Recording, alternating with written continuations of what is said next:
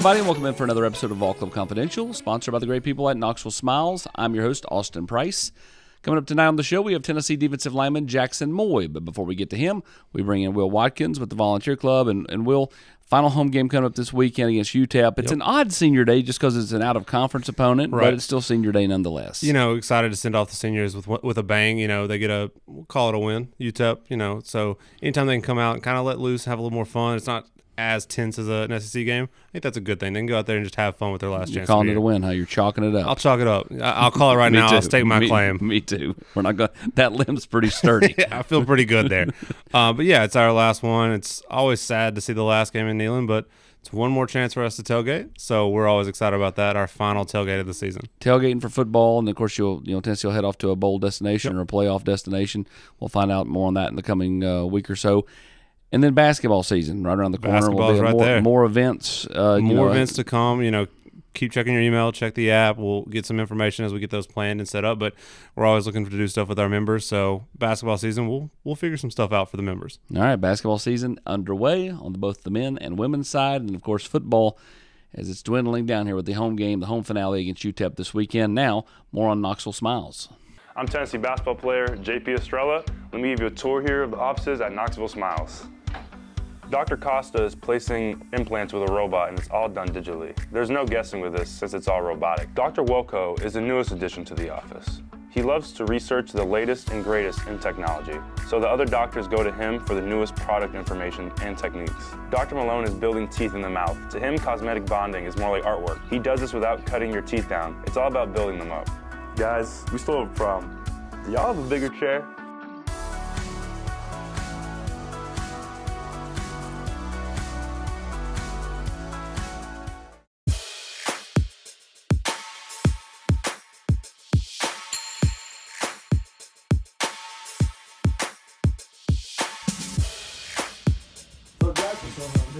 How are you doing? Jaxson, when you made the decision to get in the portal and then to pick Tennessee, what did you have envisioned, and then kind of have those thought processes met kind of the reality of this? Yeah, I knew. I think coming into Tennessee when I was visiting, I knew they had a pretty stacked D-line room already, but I was very confident in my abilities and my ability to just play football the way I know how to play football. So just believing in myself coming here and earning the respect of my teammates, I think it's really just I've been blessed to see it all come into fruition here, and so it's been a great experience so far, and I can't wait to just keep building on top of it. What's the biggest thing you've learned since you've been here? The biggest thing I've learned since coming here, I think something that's just been reemphasized to me is just the importance of consistency.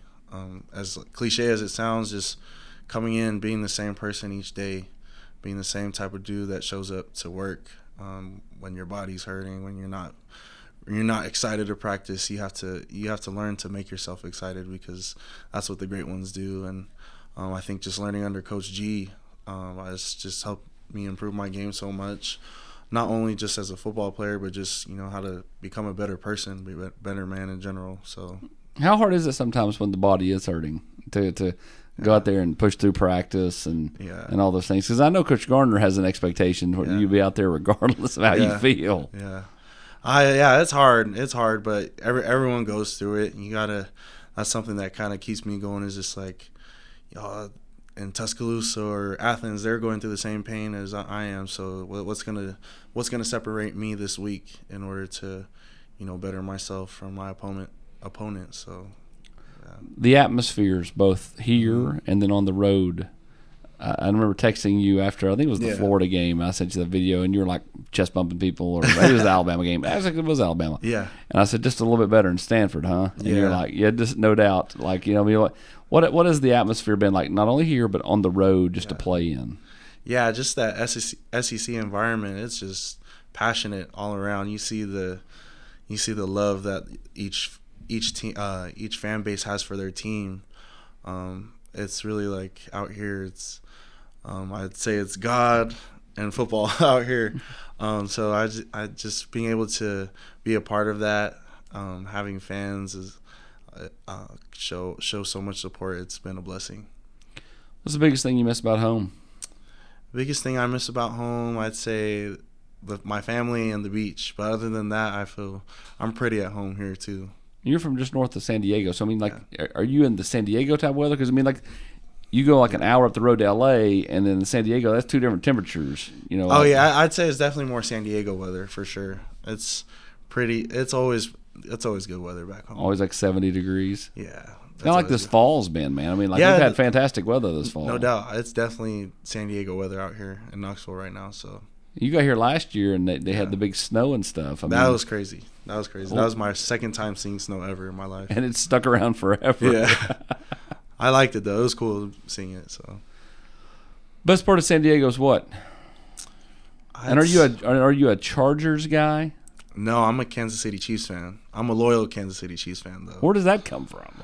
So I'd say it comes from my dad. My dad, all his cousins were Raider fans, Chief fans, so he wanted to pick a team that was in the same conference as them, but just different. So he chose the Chiefs, and me, I always wanted to be like my dad. So yeah, I've been there since the Matt Castle, Jamal Charles days, Eric Berry too. That's why when he comes here, I'm like, dang, I really used to grow up watching him. So it was pretty cool. And Coach Colquitt too as well. That's right. Yeah. Dustin Colquitt. Yeah. Of course, Trey Smith's on Trey the Chiefs Smith, now. yeah. He comes around quite a bit. Yeah, it was awesome getting to meet him because he's a beast. So yeah. Obviously, Polynesian. Mm-hmm. You get a little bit. Tennessee's traditionally sporadically had Jesse Mahalona, Albert Tomina, JT Mapu, and then this little run with you and Nico Keenan. Yeah. Next year they got Anthony Ogamoro, who's Micronesian. Yeah. All the Nesians. Yeah. Can you differentiate the cultures? It's similar. I can't really speak too much on Micronesians, but I'd probably say it's all in all they're all very family oriented, really, big on respect, Loyalty, our faith, no doubt, but mostly just respect for not only our peers but especially our elders and those of authority of us. It's kind of just how we were raised. It's just in our blood, just to always be aware and be respectful of those. What's something most people don't know about you? Something that people don't know about me. I'd say off the field, I'm a very soft-spoken guy. I keep a close friend group, so not too many people know too much about me. But when you get to know me, I'm really soft-spoken. I'm a goofy guy. Yeah, I'd probably say that for sure. Your mom and dad, I remember meeting them when you were here on your official, and they just seemed like, just like big-hearted, kind people. Yeah. like just fit in really well here. Yeah. How much have they enjoyed getting to come out here to the games and just kind of entrenching themselves in the Tennessee community? Oh yeah, they've loved it. I'd say even though it's so far away from home, just the fit culturally for my family is just it's been perfect for me. So just being able to see my family enjoy this process and this experience here in Knoxville as much as I do, it's just been awesome. So I'm just so thankful that I have them to be able to experience this journey with me, and hopefully get more family members out here soon. Coach Garner has tasked you with, finding him another Polynesian guy in the portal. If there is one that enters the portal. Do you feel pressure to make that happen? I don't feel too much pressure. I feel like there's a lot of good ones out there. So it's just really just selling them on coming out here, because I feel like that's the one thing that keeps more Polynesians from coming out here is just the distance from leaving home. But I feel like once they actually get to experience it, be in the locker room with the guys, they'll really see that culturally it's a great fit. So if they're willing to just get past, the miles, I think it'll be awesome to get more out here. Coach Garner had this grand plan, I think, to redshirt you this year, and then you said, "Nah, I'm going to play because I'm just going to be better than you thought." Like when you started to make plays in practice and started to show up more and more on the film, what was kind of his message to you, and then how did you take that and expand and build off on it? Yeah, so I think just being able to prove myself. I think Coach he just really was. He was surprised, not surprised, but I think he was happy that I was able to come here and prove myself as early as I did. But I think that kind of just harps on like the confidence that I came in with, just and belief in myself, knowing that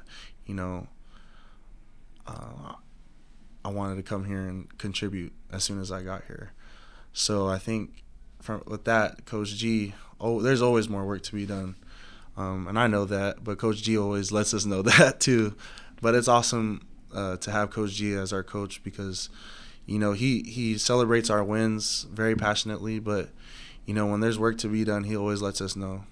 It's funny, we had Big O and Bryson on 2 weeks ago on the show. Yeah. And they talked about Big Mama. And I'd never heard of Big Mama. Yeah. And so now it's fun. Like, we're in the complex, and Don Bailey was sitting there, and he was getting ready to talk to the media.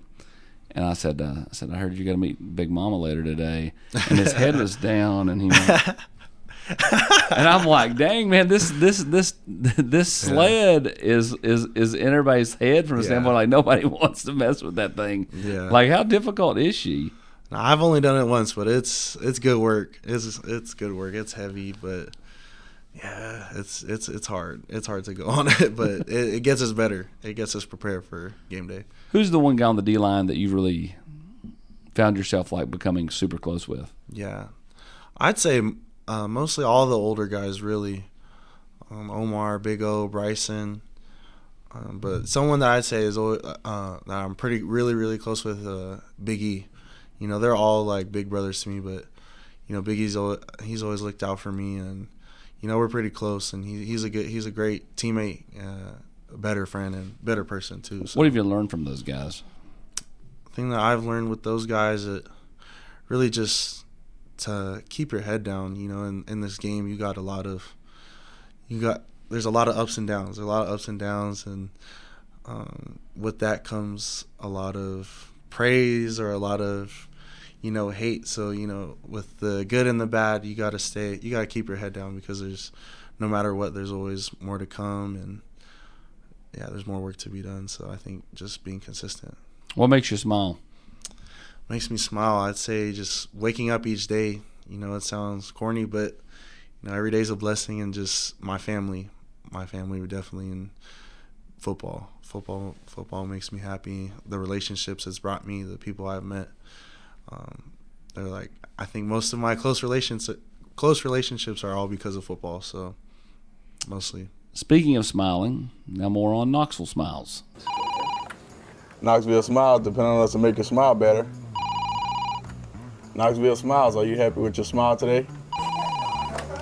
Knoxville Smiles, we're all about smiles. Hey Lance, what makes you smile? Pancake blocks. When you're not playing football, what are you doing? I like to go, when I'm back home, I like to go to the beach, probably hang with my cousins. And are you just laying on the beach? Are you getting out in the ocean? Are you trying to surf? What are we doing? I'm more of a what's it called? Sunbather. Boogie boarding guy. You're a sunbather. And nah. I'm a spike ball guy, huge spike ball guy. Well, I'll play volleyball with my sister too, because she plays beach volleyball. So yeah. Now, do you have a set beach, or do you just kind of rotate around, whichever one you can get to fastest? I like to go to Carlsbad Beach a lot. That's probably my main one, and Oceanside Beach, of course. Carlsbad, home of Callaway. Yeah, Golf. Tony Hawk too. Yeah. You a skateboard guy? No. My mom never allowed me to. She didn't want me to get hurt. But unless she let you play football. She didn't want me to get hurt before football season or baseball season. Baseball? Yeah. What position? First and a little bit of pitcher. Mostly first baseman, though. When was your last baseball game? When did that dream die? My sophomore year of high school. Yeah, it was. I think once I got into middle school, I put all my extra work into football, and I feel like to be great in a sport, you kind of have to do that, and you have to put that extra work into your sport. But I kind of just lost my passion for the game. But yeah, baseball was my first love. It was. So yeah. What's your favorite MLB team? I really don't have one. I support the Dodgers because my dad grew up with the manager Dave Roberts. Yeah, they grew up together. So I'd say the Dodgers if I had to say a team. Yeah. If you could go one place in the world that you've not been, where do you want to go? Definitely Samoa. I'd like to go there a lot just to learn more about my roots, my heritage, and my family. Yeah. So I've not been there though. No, never. It's What's the one place you've been you'd like to go back to? I'd probably say Tahiti. I went there when I was 9. It was a great experience. A long time ago. Yeah, it was. It's crazy to think that I'm 20 now. It's crazy how fast time goes by. You're so old. Yeah, but definitely Tahiti for sure. What you talked to Brew, and he's a SoCal guy. Yeah. He misses the street tacos. Our Mexican food out there is really good, and our sushi. Yeah. Is that what you miss the most? Food-wise? Yeah. I'd probably say, food-wise, definitely the Mexican food or the. If you've got one meal left, who's making it? Where are we getting food from? Is this a home cooked meal? Is this not a home cooked meal? One meal left. I'd probably say. I'd probably say sushi. My last meal. I don't know. I'm really not a picky guy. I'm really just. You eat whatever's in front of you? Yeah. You're the opposite of me, then. I'm a picky guy. Who's had the biggest influence on you? Not in football, but just in general in life. Is it a high school teacher? Is it a family member? Who is it?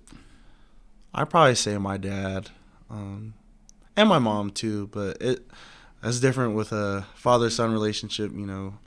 Growing up, I just always wanted to be like my dad.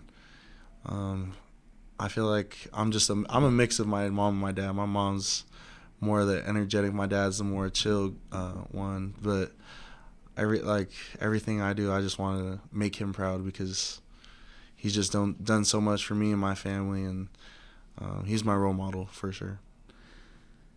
If you make a big play on defense, I remember there's that picture of you after was it the NC State game or Oklahoma? One of them, yeah. And you're celebrating. Yeah. Is there significance to that, or just doing what you do? Yeah. So against Oklahoma, when I threw up like a S. Yes.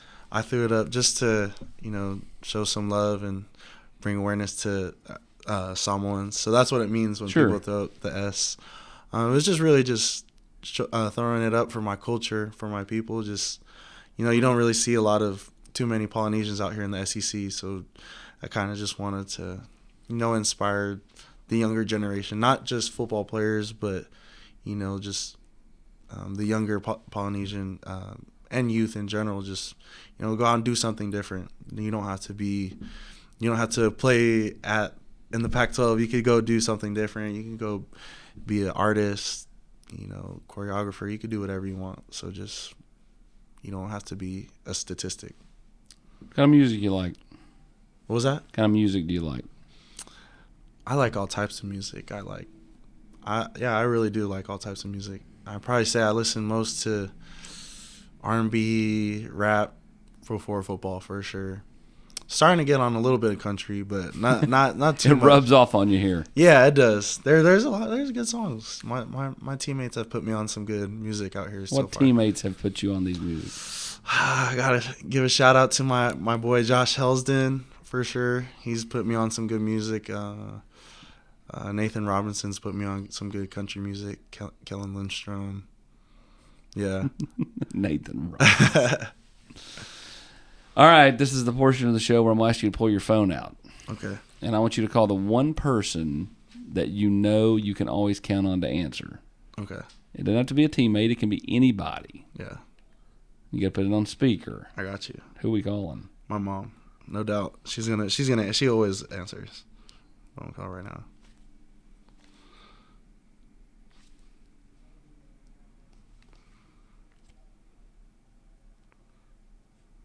It's gonna be awkward if she does.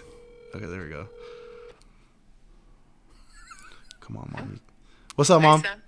Oh, okay. Yeah, I'm just doing a podcast right now, and I was asked the one person who would answer if you called them, and I picked you. So, you got anything to say? You're live right now. No. I love you, and make good choices, and Okay. go Vols. Hey, All right. Hey, Mom. He doesn't call you enough if your answer is, "Are you okay?" You know what? I'm a free. That's always my answer. Always. I just am paranoid. But yeah, I agree. He doesn't call me enough. He's calling every day. I do call you a lot. But, Okay. all right, I know Mom. You do. I love you. All right, love you too. Bye. Okay, bye. That's fantastic. That same thing happened we had Darrell Sims and Alec Ablin on earlier this year, and they called their moms, and both moms said, "Is everything okay?" Like, It's just a mom thing, I guess. Yeah. that means you don't call her enough, though. That's why she feel like answers I that do, way. but- How many times a week you call your mom? 2? I say 3? definitely 3 to 5. 3 to 5. Well, that's good. I try to at least every other day if I don't every day. How much you talk to your dad a week? 2 to well, every time I call my mom, my dad's in the back, and then she'll just hand the phone to my dad. But yeah, I'd probably say at least 2 to 3 times. He's got that salt and pepper goatee going on right now. Yeah. Got that wisdom look going on. Yeah, I'm not. That's how my facial hair grows. So I keep a clean cut. Oh, you got the salt and pepper too? If I grow it out, yeah, I would. Oh, wow. Yeah. Oh, not the salt, not that one, but yeah. What did for you, like, what's the ideal trajectory for you as a player? Obviously, you're playing with a lot of confidence right now. Mm-hmm. How do you build on that? How do you expand that into next year? Because next year you're going to be looked to be one of the. I mean, you're already playing a bunch, but you're going to play even more snaps next year. Yeah. I'd say for the rest of this season, really just being more consistent in the run game. I just feel like that's a big area where I need to improve. As pass game too, just recognizing run pass keys, playing with my hands better. I feel like I just want to keep building on making more plays for my team within the scheme of our defense for sure. As we transition into next year, I definitely want to, I want to step into a leadership role. But I know I got to be not only a vocal leader, but, through my actions as well. So just trying to build into that role each day, each practice. So I'm just becoming that person for our team for sure. And then we'll see what goes from there. I think it's amazing. You all have so many quality bodies on the defensive line. We do. And I mean, like, you were playing. How many snaps were you playing a game at Stanford? I'd say at least 50, 60. Yeah. We only had. I know my freshman year we only had 3 guys rotating at tackle. And so you're playing like a fourth of that or a third of that now. But everybody seems happy. It's like, you feel like you're maximizing your reps, and you're, maybe you're not playing as much, but you're able to give more during that amount of time because you're fresher. Yeah, I'd say that's, even though my snaps aren't as much as I had in the past 2 years, my production has increased more since last year by a lot, just because I think when you're able to have a lot of guys, you're able to consistently go. Everybody wants to say he can play every play, but when we're at this level, at this size, you're going to war with. You're getting hit by 600 pounds every play, and then you have to run sideline to sideline after the play.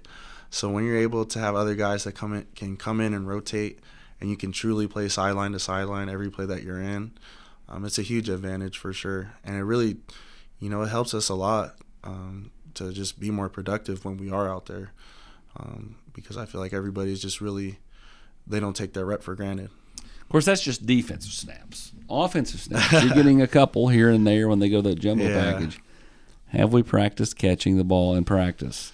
Not yet.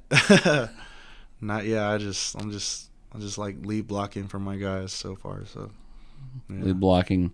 Tell Dylan, fumble it at the one, I'll recover it in the end zone. Yeah. Hopefully I can get a touchdown, but we'll see. What if that happened? Do you have something planned? Do you have something in your mind? I have a few dances in mind, a few touchdown dances. Yeah, when our guys score, we have some pretty good touchdown dance guys on our team. So definitely want to join that crew for sure. Okay, again, you're a defensive guy, and maybe this is just an offensive thing. Take me through what is like the offensive guys have started this whole and then, what is that? It's a little TikTok trend. Okay, it's like I'm a little old, dance. so I don't know these things. No, you're good. It's like a little TikTok dance that's pretty popular right now. So it was pretty funny. Like all the people that are on TikTok, they know it's pretty funny. So it was cool to just see him do that in a big game too. So obviously you're talking about Dante Thornton. Yeah. But earlier in the game, oh yeah, Squirrel did that. Squirrel did it too, and like Cooper goes down, and I'm like looking through my binoculars, and I see Cooper go down, and he's celebrating, and then Andre's like, no, we got to do the thing, and they start doing it, and I'm like, what are they doing? Like, yeah, they must have planned that for sure, but I know a lot of guys in the locker room always hit that dance. It's funny. Yeah, it's a good time.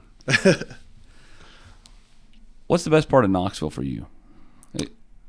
The people for sure. Do you have people come up to you out in public? Yeah, I've had a few. Yeah, it's awesome. Just the love. I always tell people whenever they ask me how it is out here in Tennessee, and I really just talk about the love and the respect of everybody out here in Tennessee, and there's orange everywhere. You don't see that in California, especially for a college. You'll see a fan here or there, but just everywhere you'll see like a good group of orange. I'm just like, man, this is awesome. So it just really feels like you're supported everywhere you go. When you had your first game, mm-hmm. Obviously it was a lesser opponent, but even since then with the bigger ones, Florida, Bama, those, do you ever just find yourself looking around when you run through the tee or looking around on the sideline going, man, this is unreal? Yeah, I'd say definitely before the games, because when I run through that tee, I think that's when I turn into that mode. I go into that mode just ready to. The Polynesian Hulk. Yeah, just ready to go to war. I'm yelling, screaming, but before the game, I just look around. I'd say right before kickoff. Right before kickoff, when they play the song, and I'm just looking around, I'm just hearing everybody get up. Especially before that Bama game, I'm just like, man, I'm here. Let's go. So that's kind of when I just put it into perspective, just the legends that have played on that field, and now it's me running in those same shoes that they were running in. So it's awesome. It's awesome. Well, man, Jaxson, we appreciate the time, and I know Tennessee fans are excited you're here, and they'll get you another year next year, and yes, just keep you doing your thing, my friend. Yes, sir. Appreciate you. Appreciate you coming in, man. Thank you.